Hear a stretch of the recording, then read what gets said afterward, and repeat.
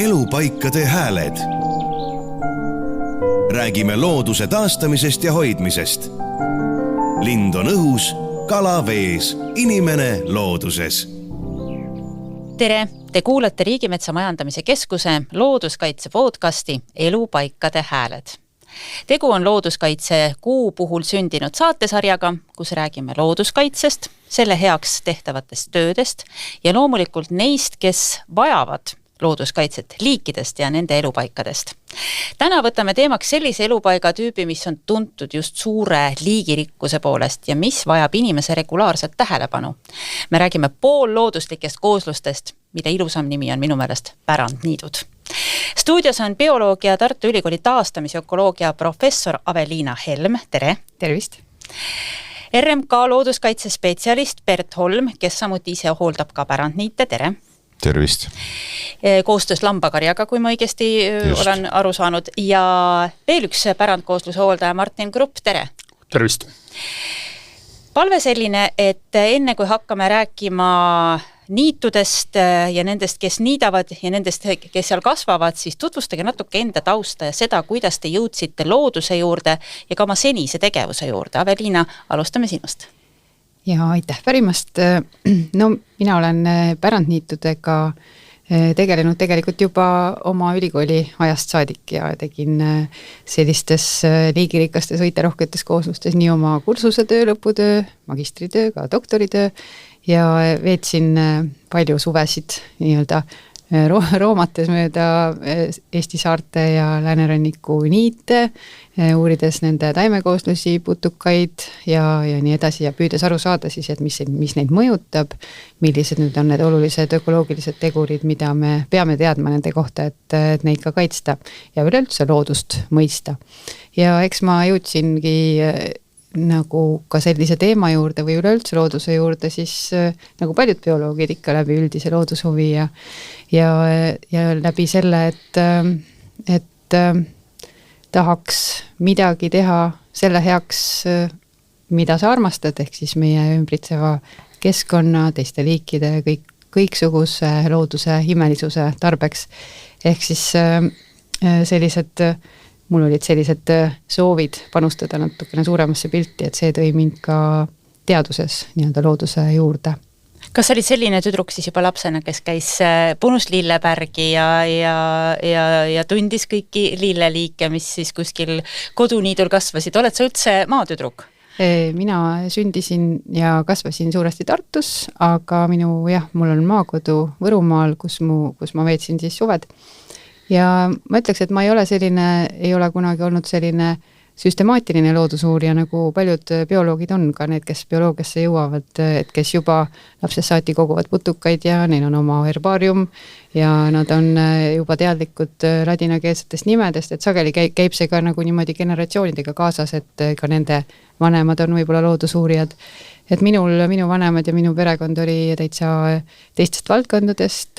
muusikaga tegelevad inimesed ja nii ma siis tegelikult ka bioloogia juurde sattusin sellisest üldisest maailmahuvist, et kuidas maailm toimib, kuidas ümbritsev keskkond toimib, kuivõrd sellisest liikide ja süstemaatika huvist, et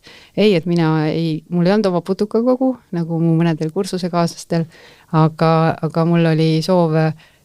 vastata küsimustele, et miks asjad on nõnda, nagu nad on. Bert, kuidas sina jõudsid looduskaitse ja samamoodi pärandniitude juurde? No mina olen pärit maalt, Saaremaalt, ehk et juba lapsepõlvest tegelikult need maastikud ei ole võõrad. Too aeg võib-olla küll ei teadvustanud seda võib-olla nii nagu täna, et mis on nende väärtused, nad olid nagu kogu aeg olemas ja seenemetsad olid puisniidud ja ujumiskohad olid rannaniidud, aga jah, eluviis Tartu Ülikooli ja bioloogiat õppima ja pärast seda siis 98. aastast olen tegelikult tegelenud pärandniitude taastamise korraldamise, inventeerimise, erinevate selliste asjadega, loodusharidusliku poolega, talgute korraldamise. Ja viimast 10 aastat ma siis elan jälle uuesti pärandniitude keskel Muhu saarel, et sealt siis ka see igapäevane seos loomakasvataja ja pärandniitude hooldajana. ja Martin? Mina olin nüüd siis noorena umbes selline poiss nagu Aveliina rääkis, kes tema ei olnud. Sul oli putukakogu? Oli putukakogu ja liblikad ja olin ikkagi päris lapsena olulise aja metsades ja looduses. Selleaegse maalapsena oli mul selleks võimalus, lasteaias ma ei käinud ja tegelikult mind siis ümbritsesid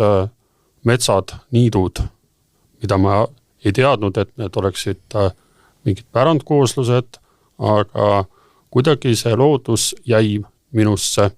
ja olin kooli ajal ka kuni siis põhikoolini väga suur looduse huviline.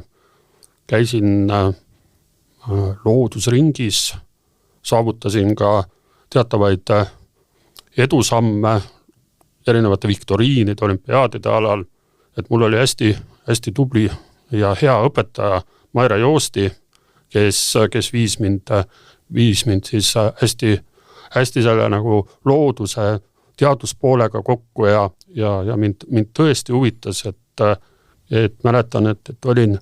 4.–5. klassi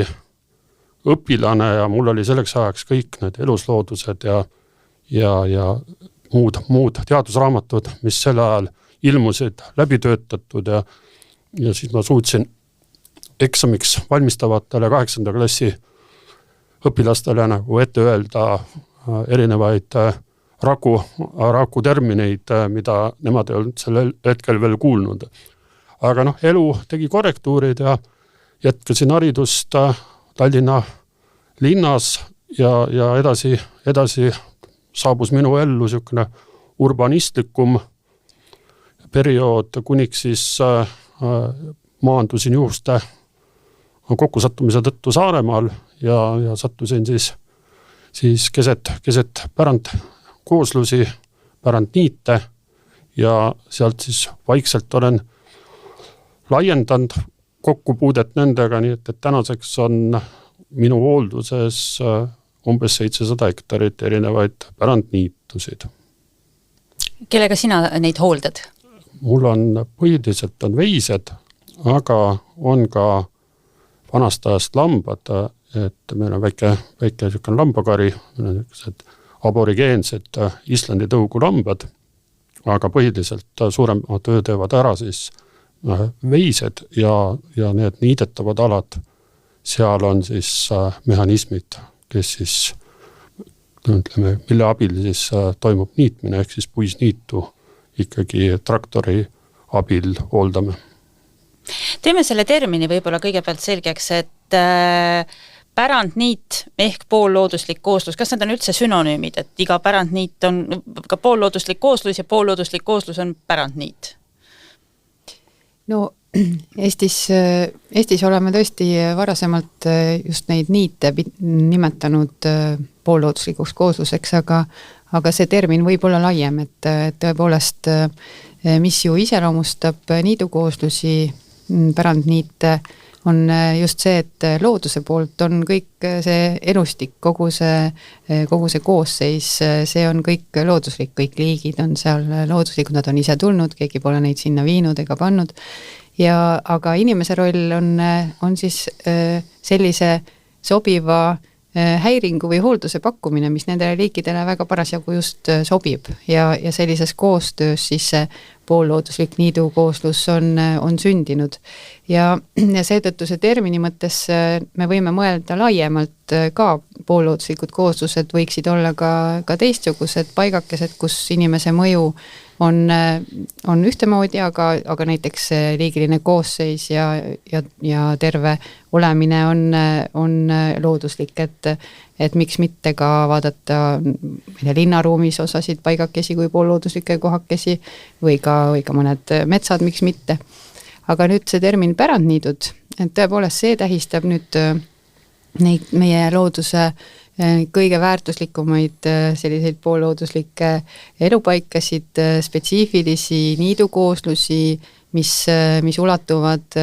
nii luhtadest, rannaniitudest kuni loopealsete ja puisniitudeni, ja selle termini pärandniidu all, ma arvan, et miks ta hästi sobib, on see, et ta kajastab ka seda pikka ajalugu, mida need niidud endas hoiavad, mis on saadud ju meieni jõudnud või kandunud läbi meie esivanemate töö ja toimetamise, sobiva hoolduse nendel samadel kooslustel. Mõned meie pärandniidud, väga paljud neist võivad olla sadu, isegi tuhandeid aastaid vanad, kus on sarnasel moel karjatatud või niidetud, nagu Bert ja Martin täna teevad, et siin on palju, mida me oleme saanud selliseks pärandiks varasematelt põlvedelt, ehk siis pärandniit on ilus termin. Just, ja ei ole tegu sugugi, me võime ju öelda, et pärandniit tuli siis, kui tuli inimene, aga tegelikult tuli vist varem, eks ju. Alguses ei pruukinud see olla üldse inimese häiring. Just, et eks need liigid, ega need pole koos meiega siia nii-öelda, need pole ju sündinud koos meiega, et nad on ikkagi evolutsioneerunud miljonite aastate vältel ja ka need seosed, kõik need taimeliigid, nende tolmeldajad, mullaelustik, need on ikkagi ökosüsteemid ja kooslused ja nende liikide vahelised seosed, mis on kujunenud tõesti miljonite aastate jooksul. Võtame näiteks võtame kullerkupu, mida kõik teavad, ja kullerkupu väga spetsiifilised tolmeldajad on kullerkupu kärbsed, keda on Eestis 5 liiki ja kes tõesti oma elu kuidagi ilma kullerkuputa ei saa elada ja seda seost ei ole ju loonud meie ega soosinud, vaid see on kujunenud suisa ligi 3 miljonit aastat tagasi. Kõik need 3 miljonit aastat on need kullerkupp ja kullerkupu kärbes üksteisest sõltunud ja meie oma tegevusega nüüd sellise niitmise ja karjatamisega tõepoolest simuleerime või kuidas öelda,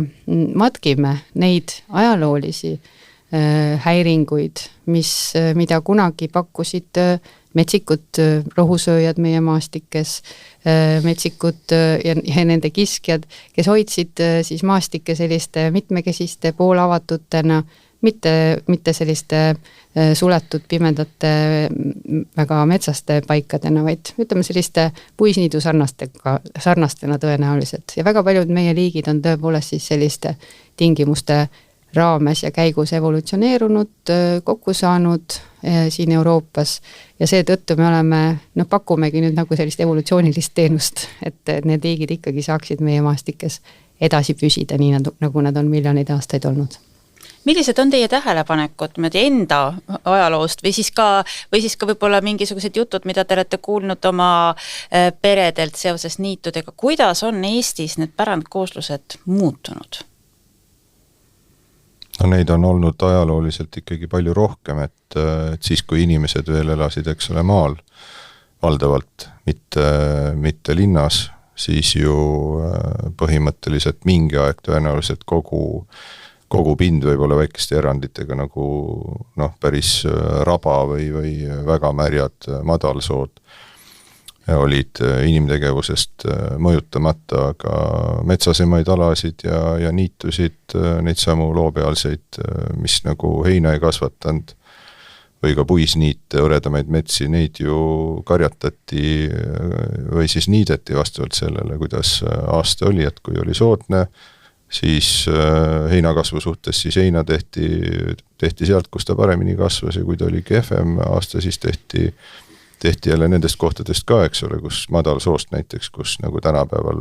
ikkagi nii-öelda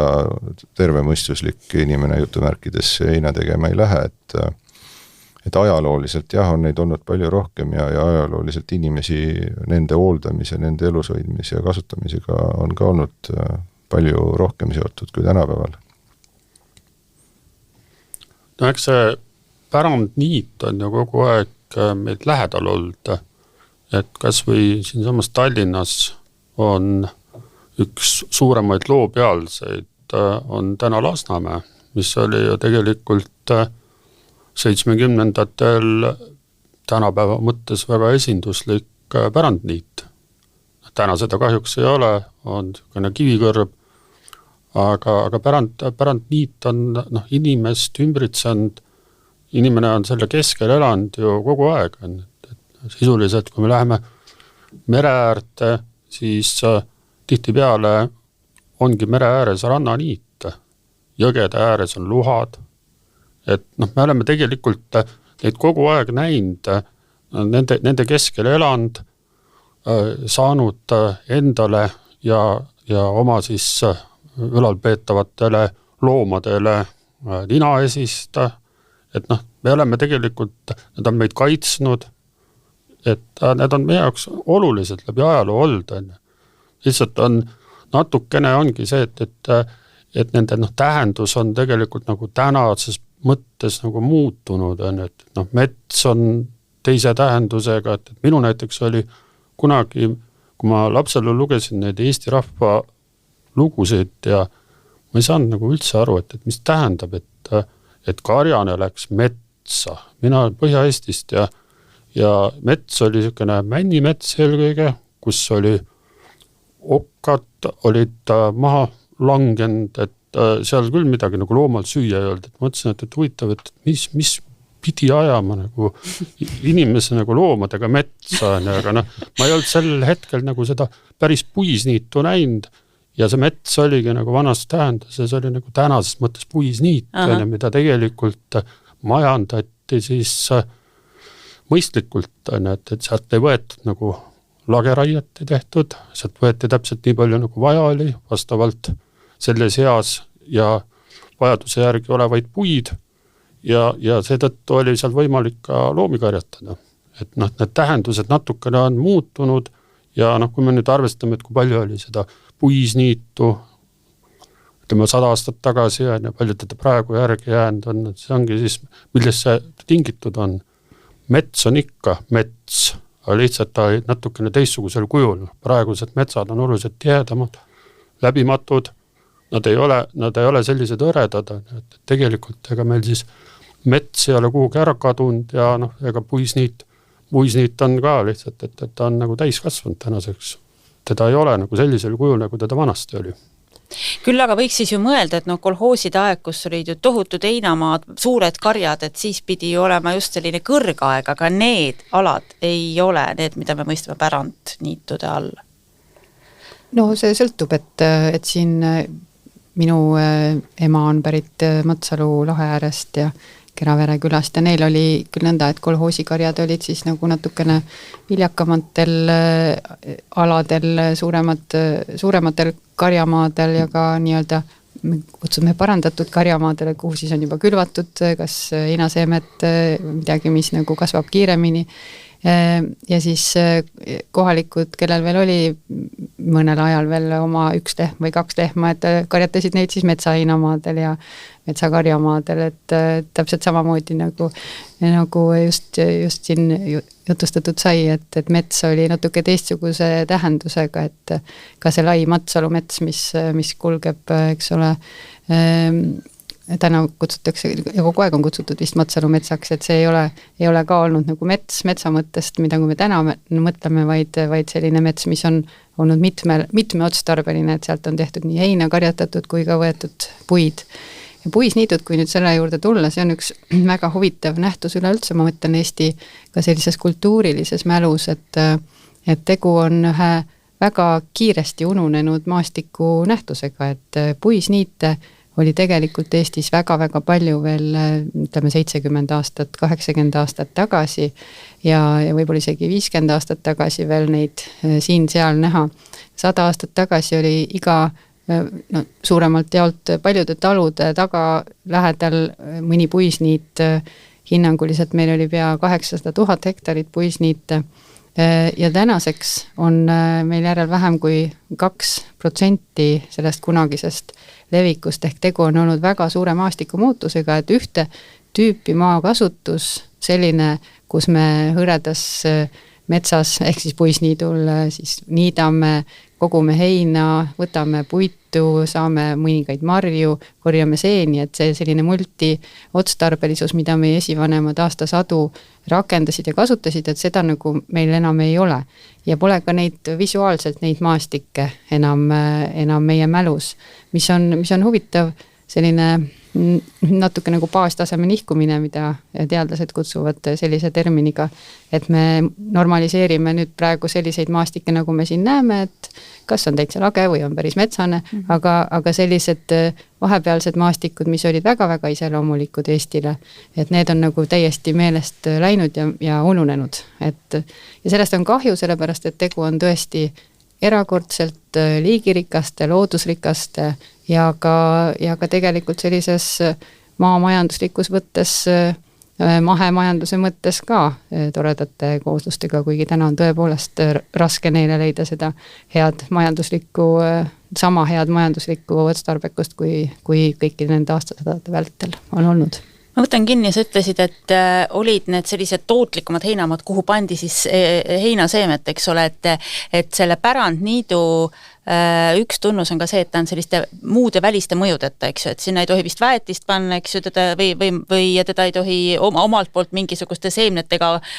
rikkuda, et on see, mis seal peab kasvama, jah? No Eestis täna jah, nõnda on, et need meie säilinud pärandniidud, et neid just iseloomustabki see, et nende selline liigiline koosseis ja see, mis seal peal kasvab, et see on sinna siis looduslikult tulnud ja teda pole üleliia inimese poolt muudetud, kui siis välja arvata just see karjatamise ja niitmise mõju. Väetamine on üks selline tegevus, mis tõepoolest ühe loodusliku liigirikka rohuma üsna kiiresti muudab teistsuguseks, lopsakaks, domineerida saavad vaid ühte tüüpi liigid, sellised lopsakamad, väikesed niiduliigikesed suurutakse välja, need, mis on, ütleme, just iseloomulikud sellistele pärandniitudele ja see siis ka väga kiiresti muudab niidukooslust, et seetõttu tõepoolest täna me neid oma säilinud, veel väheseid säilinud pärandniite tõepoolest peaksime hoidma nõnda, et me ei väeta neid ega ei ohusta neid ka enam, ei ohustaks neid enam ka kinnikasvamine ega heinaseemne külv, et mida siin on läbi ajaloolis juhtunud. Martin ja Bert, olete mõlemad pärandniite taastanud. Räägi kõigepealt, Martin, sa enne meie salvestust natukene rääkisid ka sellest, kuidas sa alustasid sellega, see oli selline natukene jalgratta leiutamine või omal nahal proovimine ja siis sa Bert üle võtta selle, et kuidas seda siis tänapäeval suures mahus tehakse. Jah, tõepoolest, alguses me ikkagi saime teada, milline see tulemus peab olema ja kuidas siis alustada, et kõige parem viis on ju korraldada talgud. Kõigepealt sul oligi üks selline metsa kasvanud maa või võssa kasvanud maa. Tegelikult oli Nässumaa poolsaarel üks üsna kadakasse kasvanud aruniidu taoline loopealne või loopealse taoline aruniit on, et see piir jookseb seal üsna nagu hägusalt ja mis läheb nagu üle sujuvalt rannaniiduks, need kitsad siilakad, nagu need maad on Saaremaal, just niisugused karjamaad, mis ajalooliselt on siis erineval põhjusel need siilakatena nagu välja antud ja ühte sellist siis kinnistut me hakkasime siis taastama 15 inimest ja tõsine talgupäev hommikul kell 10 alustati ja tööd tehti kõik kõvasti ja kadakat siis seal koha peal põletati, et mitte aega kulutada ja kui see päev oli lõppenud, 15 inimest olid pea 10 tundi tööd teinud ilma eriliste pausid, et siis ma tuvastasin, et me olime suutnud seal vist 0,1 hektarit kauba peale taastada. Ja sel ajal olid ka, see tegevus oli teatavas mõttes toetatud ja selle toetuse rahaga sai siis enam-vähem ühe sae bensiini osta, et see oli siis selline tegevus, et kui nüüd massiivseks nagu mõelda, siis saime aru, et sellel nagu mingit erilist jätkusuutlikkust ei ole, et nii palju inimesi, nii palju nagu talgute korras kaasata, et see ütleme, nende maade, mis oli vaja ära taastada, taastamiseks oleks läinud võib-olla 100 aastat, võib-olla rohkem. Ja kuni siis nagu pilt muutus, et Berdi ja Anneli poolt siis eestveetud projekt Life to Alvars, mis pani nagu tegelikult sihukese taastamise Eestis käima, et minul olid Vättapoolsaarel maad ja ma liitusin selle projektiga ja siis ma siis nägin esimest korda,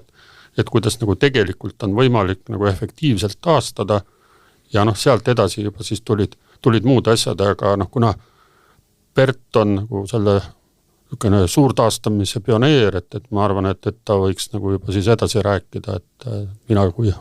algne väike taastaja annan siis teatepulga Berdile edasi, et kuidas Bert üldse selle peale tuli, et võiks nagu mingid jõhkrad masinad õrnale loo peal sellel tuua. Jah, ja seda ju enne, kui sa RMK-se tööle tulid, et te koos abikaasa Anneliga olite selle Pärandniidu teemaga varasemalt juba seotud. No nagu jah, varem ütlesin, siis tegelikult 98. aastast minu jaoks ka see pärandkoosluste nii-öelda teadvustatud taastamine algas täpselt samamoodi, nagu Martin kirjeldas, et mindi, eks ole, bussitäie rahvaga talgute raames, mootor said kaasas ja siis, eks ole, tehti nädalavahetus kusagil looduskaunis kohas ja kui selles mõttes anda aega ja püsivust, ka nii on, eks ole, võimalik, et aga miks ta nagu suures mastaabis ei toimi, võib-olla ongi see, et see järjepidevus, eks ole, katkes, et inimene maalt kolis linna ja tuli kolhoosi aeg ja maad võeti käest ja Veredes ei olnud enam 10 last, eks ole, keda tööle panna, et kui ei oleks toimunud linnastumist ja demograafilist muutust, siis olekski mootorsae leiutamisest, eks ole, piisanud, et need alad oleksid püsinud, ei oleks pidanud selle 2 mehe saega nühkima, eks ole. Aga kuna nii ei läinud, siis jah, siin aastat 12, 13, 14 tagasi sai nagu tegelikult teadlaste initsiatiivil vaadatud sellele teemale sisse, et ega me ei jõua selle mootorsae ja kirvega nädalavahetustel talgu raames taastades tegelikult eriti mitte kuskile. Et pigem ikkagi see maastik nagu muutub ees käest ära ja tuleks teha midagi teistmoodi ja see kogemus selles mõttes sai nagu Rootsist sisse nii-öelda imporditud, et tegelikult ju masinad on ju leiutatud, eks ole, ekskavaator on leiutatud ja metsatehnika on leiutatud ja kõike on kasutatud, et miks mitte siis, eks ole, seda sama asja, seda sama tehnoloogiat, neid samu masinaid on ju, küll, eks ole, ettevaatlikumalt ja aega paremini valides kasutada ka pärandniitude taastamiseks ja sealt see lahti läks ja selgus, et saabki, ongi võimalik ja saab, eks ole, umbes 20 korda kiiremini ka, kui käsitsi tehes, et me täitsa uurisime seda, me vaatasimegi, tegime võrdlusalad, et eks ole, nii-öelda raske tehnikaga taastades versus käsitsi taastades, et palju siis kulub, et selle 1 hektari, mis nagu raske tehnikaga teed 2-3 päevaga, eks ole, käsitsi tehes samasuguse ala peale kulub nagu 2 täis kuud inimese nii-öelda töökuud, et oli väga selge, et eks ole, kuhu suunas peab liikuma. Ja tänaseks siis jah, üle 10 aasta juba tegelikult üle terve Eesti pärandkooslusi taastataksegi nii, et valdavalt, et tulevad masinad, teevad asja valmis. Mis nad teevad seal? Mis need masinad teevad? Me elame, eks ole, metsavööndis, mis tähendab seda, et kui inimene, eks ole, ei sekku, siis või suur rohusööja. Või suur rohusööja, eks ole. Kui inimene või suur rohusööja ei sekku, siis, eks ole, avatud alad kipuvad kasvama, eks ole, kui nad on niisked, siis tuleb sinna pilliroog või muud sellised kõrgekasulised taimed, mis tekitavad paksu kulu. Ja kui nad on kuivemad kohad, siis tuleb võsa ja eks ole, puud ja mets peale. Et siis algne seisund taastada, aega nii-öelda natuke tagasi keerata, siis tulebki võtta seda vähemaks, mis on peale tulnud selle hooldusest väljasoleku aja jooksul, ehk et siis nende märjemate koosluste peal lüüa tagasi see pilliroog või siis kulu ja puittaimedega koosluste puhul siis üleliigne puittaim, eks ole, eemaldada ja on ta siis karjatatav kooslus, siis taastada ta nii, et oleks hiljem karjatatav ja kui ta on niidetav kooslus, siis veel paremini, et ta oleks hiljem masinatega niidetav, et ta on sisuliselt selline nii-öelda tundlik metsatöö, kus valitakse väga aega, valitakse väga ilma. Et pinnast ei kahjustaks. Täpselt, ja ei segaks, eks ole, loodusväärtusi, kes nende aladega on seotud. Ma võib-olla toon sisse ka, et miks need tegevused üleüldse, mida siin Bert kirjeldas, need suurema mahulised taastamised üldse vajalikud on. Et 15 aastat tagasi olime me tõesti sellises olukorras, kus teadlastena vaatasime Eesti neid suurte loodusväärtustega pärandkooslustele otsa, need on ju need paigad, kus elavad suur osa meie taimeliikidest, ligi pooled taimeliigid Eestis on seotud pärandniitudega, pooled kaitsealused liigid vajavad ühel või teisel moel neid elupaikasid, need on need kohad, kus kasvavad orhideed, kullerkupud, kus on mis on põllulindude, nii-öelda selliste avamaastike lindude elupaikadeks, kus on liblikad, tolmeldajad, et kõik need elustikurühmad ja kõik see liigirikkus on seotud pärandkooslustega. Ja 15 aastat tagasi olime olukorras, kus pärandkooslused olid sõna otseses mõttes Eestis hävimisohus, näiteks need loopealsed, millest siin Bert alustas, mille puhul tõepoolest esimesena katsetati siis suuremahulist taastamist masinate abil, et loopealsed sisuliselt ennustasime on Eestist hävimas, kui koheselt ei sekkuta, et selliste algatustega, nagu Martin kirjeldas, et hektarikene siin või pool seal, et nendega inimesed tegelesid ja väga suure südamega, aga lihtsalt see jõud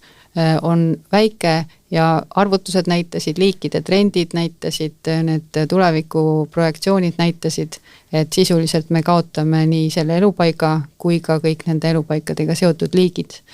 Ehk siis Eestist, ehk siis me olime nagu sellise väljasuremise veerel nende elupaikade osas ja sellest tingituna ka pidi leidma neid lahendusi, kuidas siis taastada, luua taas ruumi nendele liikidele, sellele elustikule, kes nendest elupaikadest sõltub, kuidas luua taas neid keskkonnatingimusi, mida vajavad need liblikad, orhideed, kullerkupud, põllulinnud, ehk siis kuidas tagada, et meil on piisavalt ruumi Eesti looduses ka Eesti looduse olulisele osale ja me oleme teinud nüüd ka juba pikka aega ka selliseid arvutusi, et millised on need pindalavajadused ja kuidas peaks Eesti maastikega hooldama nõnda, et kogu meie loodus siis kaasa arvatud pärandniitudega seotud liigid püsiksid ja täna on meie teadmine selline, et Eestis peaks olema hoolduses ligikaudu 80 000 hektarit pärandkooslusi, et püsiks kõik see rikkalik elustik, kes nendega seotud on, tuhanded liigid tegelikult. Ja täna on meil hoolduses umbes 45-50 000 hektarit, mis on tegelikult juba, ei ole üldse paha, see on sellega võrreldes, et tõepoolest 15 aastat tagasi olime me väga-väga palju väga kehvas seisus, on see juba tublid sammud ja käivitunud on ka tõesti selline tugev maakogukond, kes hooldab, kellel on oskused, vahendid, kes tahavad maal elada ja tahavad maal karja pidada ja heina teha. Ehk siis see võrgustik juba on kõik nagu paigas. Ja nüüd tuleb tulevikku vaadates tõepoolest tagada, et me suudaksime veel neid tänaseid säilinud, aga halvas seisus, kas liiga võsastunud või siis pikalt mitte hooldatud alasid ka kasutusse võtta, et me suudaksime tagada, et inimesed maal jätkuvalt tahavad ja saavad pärandniite edasi hooldada, et vaid niimoodi saame me siis kindlustada, et me jõuame sinna sellisesse olukorda, kus ka nende elupaikadega seotud liikidel käib käsi hästi täna ja ka tulevikus.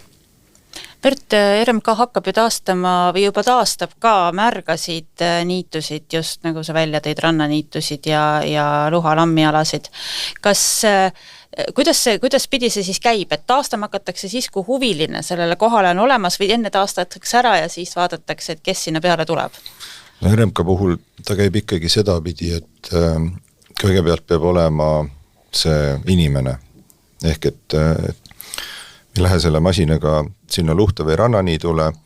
ennem kui on koha pealt olemas see hilisemast hooldusest huvitatud osapool. Ehk et kõigepealt leitakse maakasutaja ja siis sellele järgnevalt taastame me talle selle niidu uuesti ära, sest et nagu ma ütlesin, siis ilma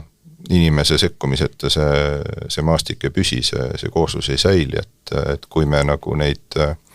niisama igaks juhuks taastaksime, siis aasta-kahega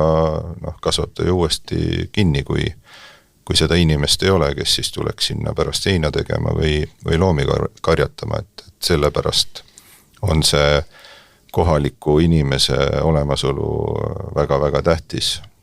Aga kust võetakse just see ala või välja valitakse, et aga taastame selle ala, et kas seal on mingi, et see oli nii ja nii palju aegu tagasi pärandniit, et kas hinnatakse kuidagi seda potentsiaali ka, lõppude lõpuks võib ju selle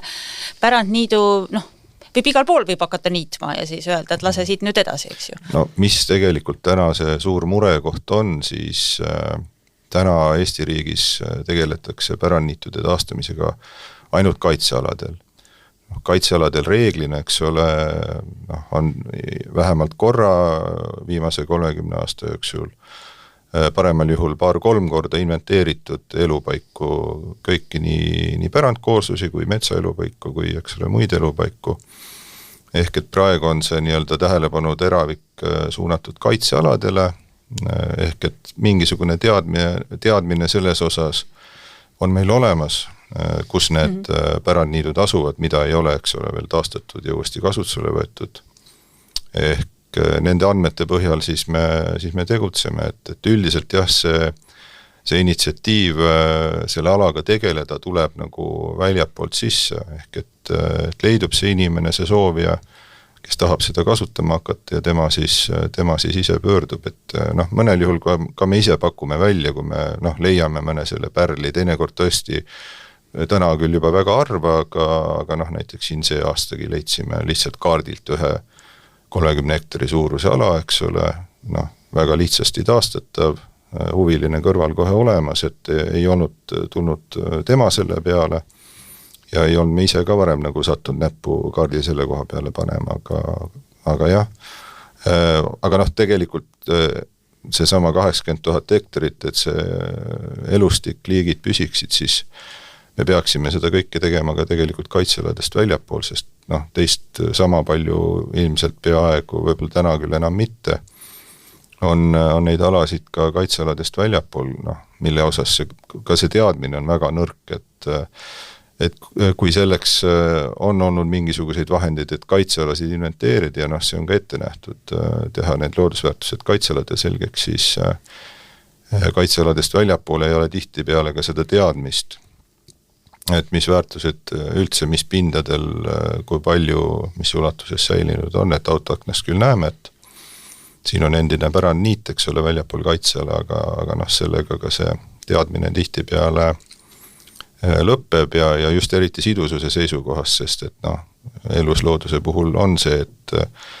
et geneetiline materjal peab saama nii-öelda liikuda ja veri piltlikult öeldes vahetada, et sellepärast tegelikult tuleks seda teha ka nendes valgetes laikudes, mis nagu kaitsealade vahele jäävad. Martin, kui ala on taastatud, siis mis vaeva nõuab sinult see, et seda siis hooldada, sest et see, kuidas seda teha, on ka oluline? Tavapäraselt on need pärandniidud asuvad natukene sellises keerulistemad ligipääsudega kohtades, see on nagu üks põhjus, miks nad üldse nagu säidend on, et miks nad ei ole muutunud kultuurmaastikeks. Sest et kõik need väga mugavad karjamaad ja muud niidud tihtipeale siis muutusid kultuurmaadeks, nendel oli ligipääs oli väga lihtne. Ja praegu on võib-olla siis kõige suurem väljakutse on just see, et nendele aladele tihtipeale kas siis puudub ligipääs või selle ligipääsu rajamine on seotud mingisuguste asjaajamiste ja bürokraatiatega ja sisuliselt võib juhtuda, et seesama kaitse eeskiri, mis näeb ette nende niitude kaitsmist, ei luba rajada sinna kaitstavale niidule ligipääsu. See on nagu tänapäeval nagu võib-olla selle töö juures kõige raskem pool. Kõige nagu meeldivam on see, et tegelikult hoolduse tulemusena need alad saavad ilusad olema. Et mereääred on avatud, mina ise olen panuse andnud, et umbes 10 kilomeetrit roostunud saare maa siis rannaääri on tänased nagu suhteliselt madalmurused. Sinna on taas tekkinud lautrikohad, sest et ennem roostiku sees ei olnud mõeldavgi sinna paadiga juurde pääseda, maad olid üsna sellised tümad. Täna on ilus kamara tekkinud, loomadel on hea olla, et see on see koostöö, et mille tulemusena mõlemad pooled saavad kasu, et mina saan loomad ära söödetud ja teistpidi ma saan selle maastiku ilusaks, et minule on see emotsionaalne pool on ka nagu hästi tähtis. Loomulikult, kui me nüüd vaatame seda liigirohkust ja kõike seda, mis tuleb, see on ainult boonus. Et kui ikkagi orhideed õitsevad sinu maa peal, siis see on dividend. Aga see tähendab seda, et seda karja peab ju liigutama ka, eks ju, et ei ole nii, et sa toote ühte kohta ja siis ta seal suvi läbi järab ja siis sul ei jõuagi seal ju midagi kasvada. Jah, mul on vist eelmise aasta seisuga oli 33 erinevat karjamaad. Et ehk ma pidin siis neid loomi nagu erinevatel kohtadel päris mitmes kohas liigutama. Ja siis sa vaatadki millegi järgi, et nii siin on juba, ma ei tea, nii kõrge või kuidas moodi see käib? Ei, seal on, eks meil on jällegi nagu teatavad nõuded. Rannaniitudel on kohustus, et sa pead maikuus loomad peale tooma. Ja ega kedagi ei huvita, kas maikuus meil on lubi maas või ei ole maas, et loomad peavad igal juhul olema. Et puisniit peab olema niidetud 1. septembriks. Tähtis ei ole, et kas august on iga päev vihmane või mitte ja september on kuiv ja võiks tegelikult septembris niita. Et karjamad peavad olema karjatatud nõuete kohasega 1. oktoobriks. Vaatamata sellele, et meil on sügised pikad ja tihtipeale võiksid loomad olla vabalt veel ka novembri alguses karjamaal, aga kui sul on nõuete kohane karjatamistulemus saavutatud, siis see tähendab seda, et loomadel ju novembris enam süüa ei ole.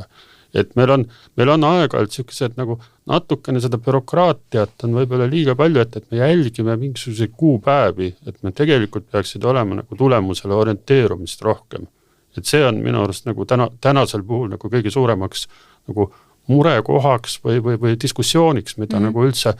peaks vaatama, et me peaksime rohkem, meil on ju kõigil üks eesmärk. See eesmärk ongi loodus ja mitmekesisus. Aga mis tegelikult on positiivne, siis seesama 45 000 hektarit suurusjärk, mis täna on uuesti taastatud ja hoolduses, siis eriti just suveperioodil hakkab silma seal Lääne-Eestis, et inimesed on nagu need maastikud uuesti üles leidnud või üles leidmas, et see on tegelikult tohutu tung, mis kuna ma ise elan sellises kohas, et kõik need kämparid peavad sõitma minu majast mööda, mis lähevad kilomeetri kaugusele mereäärde ja loopealsetele, et kui on metsmaasikate aeg, siis on seal 10 autosid, kes korjavad loopealset maasikaid ja kui on juulikuu ja puhkuste aeg, siis on seal kämparid, kes käivad ja teevad Instagrami pilte ja kas või viimasel ajal tehtud Eesti filmid, et esimene film, kus nagu nii-öelda pärandmaastik hakkas nagu uuesti silma, tõenäoliselt täiesti nagu teadlikult valituna kui selline ajalooline, eks ole, taust oli maleva film, eks ole, mida suures osas oli filmitud kusagil puisniidul ja noh, viimasteni välja näiteks suvitajate taas nii-öelda lavastus, uus versioon, et seal oli päris palju kasutatud ära 10 aastat tagasi taastatud loopealse vaateid Muhust, et iseenesest see on positiivne, et noh, inimestele saab jälle see maastik nagu uuesti harjumuspäraseks. See on see ilu ja ütleme nende tänu Eesti pärandniitude hooldajatele ja taastajatele tehtud töömaastikes, et see on meil mõõdetult mõjunud hästi nii nendele liikidele, kes on nende elupaikadega seotud, kui ka tõepoolest siis sellele maastiku ilmele, mis paarkümmend aastat tagasi hakkas kaduma, et näiteks oli võimalik Saaremaal sõita pikalt mere lähedal mööda maanteed ja mitte näha merd mitte kordagi, sest et niivõrd võsastunud olid ja ei olnud seal ruumi ka nendele samade liblikatele või lindudele, kes nüüd tagasi tulemas on. Aga jah, kui Martin rääkis bürokraatiast ja sellest, et siin kindlasti me oleme ju aastast aastasse muudkui ka nii-öelda koostöös ju tuuninud või välja töötanud ja katsetanud erinevaid lahendusi, et kuidas võimalikult hästi saaks ja hästi tulemuslikult saaks, et siin on kindlasti, see töö on nagu pidev, sest et olukorrad ka muudkui muutuvad. Ja ma arvan, et me leiame siin kindlasti nagu häid lahendusi ja koostöö tegelikult ju aina tiheneb erinevate inimeste, asutuste ja ametkondade ja teadlaste ja hooldajate vahel. Aga mina näen veel ühe ohukohana just ikkagi seda, et mul on tunne, et ühiskonnas see mõistmine sellest, et meie looduse väga oluliseks osaks need kooslused on, et see mõistmine on ikkagi vähene. Miks muidu me näeme selliseid üleskutseid, et lõpetame selle pärandniitude hoolduse üleüldse ära, milleks seda Eestis vaja on, see ainult raiskab raha, metsastame parem ära, see on täna väga nagu realistlik ja suur oht, et me kaotame need inventeerimata alad, mis on võib-olla kullerkuppe orhideesid täis, väga olulised avamaastike elustikule, me kaotame nad nii-öelda uusmetsastamisele. Ehk siis ma loodan, et see teadlikkus sellest, et tegu on suure väärtusega Eesti looduses, suure väärtusega Euroopa looduses, kogu maailma looduses, et see teadmine jõuab igaüheni ja et see suvi võtavad inimesed siis ette ja kurnavad veelgi rohkem Perdi elu ja tunnevad ära need maastikud ja lähevad neid nautima. Näiteks kutsuksin tõesti üles külastama Eesti puisniite, mida on meil hoolduses kuskil, ütleme, ligi 1000 hektarit või sealkandis umbes, mis ongi kogu Eesti puisniitude hulk siis täna. Ja meil on väga märgilised puisniidud, on Edremaa puisniit, Laelatu puisniit, Tagamõisa puisniit Eestis, mis on nagu ajaloolised tohutu väärtusega paigad ja kus igaüks võiks vähemalt korra elus siis ära käia. Näiteks Laelatu puisniit Eestis on selline paigakene, kus sa võid astuda ühe korraga kõige rohkematele taimeliikidele peale kogu maailmas. Ei leia sa ühtegi teist kohta, kus sa saaksid talla alla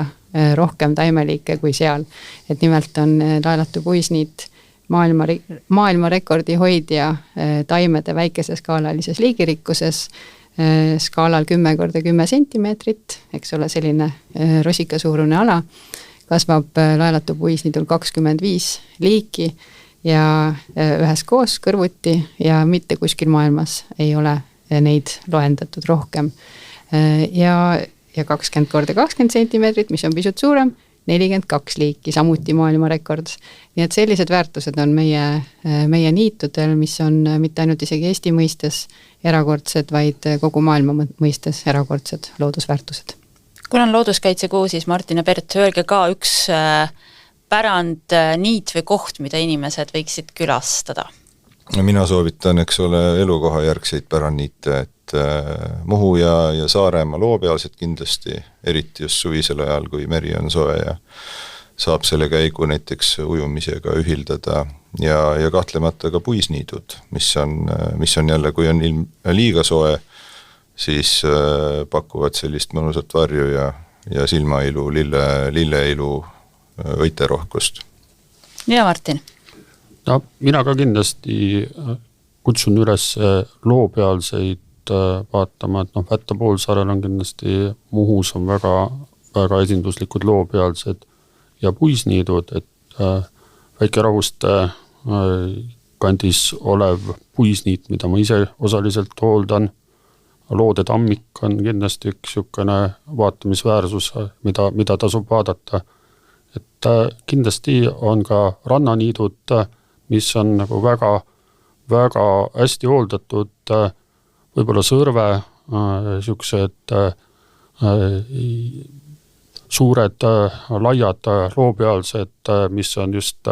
mis huvitavad, et nad on praktiliselt, see mullastik puudub seal ja nad on väga, väga, väga huvitavad, et kindlasti on neid alasid veel, et mul Sõrves on enda hoolduses Hindu puisniit, et on väga ilus, praegu just sai juurde taastatud ja laiendatud, et kindlasti on neid alasid veel, mida soovitada, aga jah, võib-olla siis kõige mugavamad ongi niisugused kuivad niidud ja puisniidud ja võib-olla siis rannaniit, need, kes otsivad vaikset mereäärset kohta, siis rannaniit on minu arust ideaalne mere ja looduse nautimise koht. Suur aitäh, loodetavasti kõik kuulajad said siit häid mõtteid, see oli podcast Elupaikade hääled ja täna rääkisime niitudest, aga külastage meie kodulehte, kus on üleval ka teised Elupaikade häälte saate episoodid. Suur aitäh ja kohtumiseni jälle! Elupaikade hääled. Räägime looduse taastamisest ja hoidmisest. Lind on õhus, kala vees, inimene looduses.